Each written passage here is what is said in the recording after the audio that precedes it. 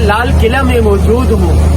लाल किले के जो मालिक हैं उनमें से एक भाई आबिद सिद्दीकी साहब भी हैं। भाई आबिद सिद्दीकी की दावत पर हम आए, हमारे दोस्त हमारे साथ हैं। तो 2 घंटे हो गए हम यहाँ बैठे हुए हैं। हमने खाना खाया और इन्वायरमेंट देखा, गपशप की, नशिस्तें की।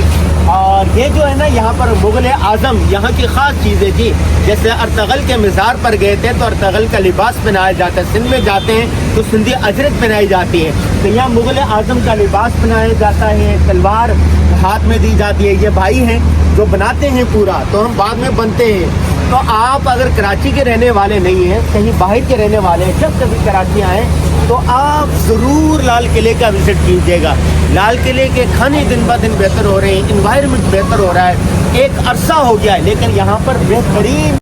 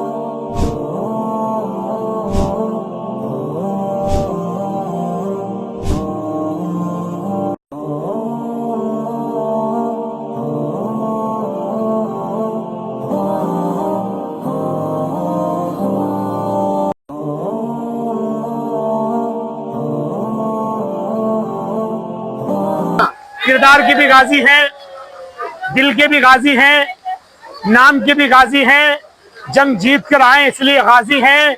और ये आज की जंग भी इन्होंने जीती है लाल किले की। तो कैसे जीती है? इनका कहना है कि इश्क में जीत कर आने के लिए काफी हूँ, मैं निहत्ता अकेला ही सारे जमाने के लिए काफी हूँ, मेरी हकीकतों को ख्वाब की तरह समझने वालों, मैं दुश्मनों की नींद उड़ाने के लिए काफी हूँ। अनवर गाजी का कहना है कि मेरे यारों मुझे दिल खोल के खर्च करो, मैं अकेला ही इस पूरी महफिल का बिल देने के लिए काफी हूँ। बहुत दिनों के बाद, बल्कि मेरे ख्याल में कि लास्ट टाइम जब मुलाकात हुई थी तो लाल किला के जो ओनर हैं और हमारे दोस्त हैं आबिद सिद्दीक भाई, मौलाना आबिद सिद्दीक साहब, उनके साथ यही कोने में ही मुलाकात हुई थी। मौलाना अब्दुर्रहमान मंगेरा साहब बरतानिया से आए थे, आप भी शायद उस मजलिस में थे, तो उनके साथ मुलाकात हुई। उसके बाद आज आना हुआ बहुत अरसे के बाद, क्योंकि मैं ज़्यादा होटलिंग का शौकीन नहीं हूँ तो होटलिंग की तरफ ज़्यादा नहीं जाता, लेकिन आज बड़े दिनों के बाद आया तो मैंने माशाल्लाह लाल किला की जो मैनेजमेंट और एडमिनिस्ट्रेशन है उसको मेंटेन पाया माशाल्लाह। ये तो नहीं कहूँगा कि इसमें बहुत बेहतरी आई है, क्योंकि पहले ही बेहतर था लेकिन आजकल जो सस्टेन रखना है और रिटेन रखना है क्वालिटी को, वो बहुत मुश्किल काम है। बहुत से ऐसी जगह है जो ब्रांड बन जाती हैं तो वो अपने फिर कॉम्प्रोमाइज़ कर लेती हैं क्वालिटी पर भी और एम्बियंस पर भी। तो अल्हम्दुलिल्लाह लाल किला की क्वालिटी में भी कोई फ़र्क नहीं आया, कमी नहीं हुई, बल्कि बेहतरी आई है। तो ये बेहतर होगा, मेरा कहना सही होगा। और एम्बियंस भी उन्होंने मेंटेन रखा हुआ है।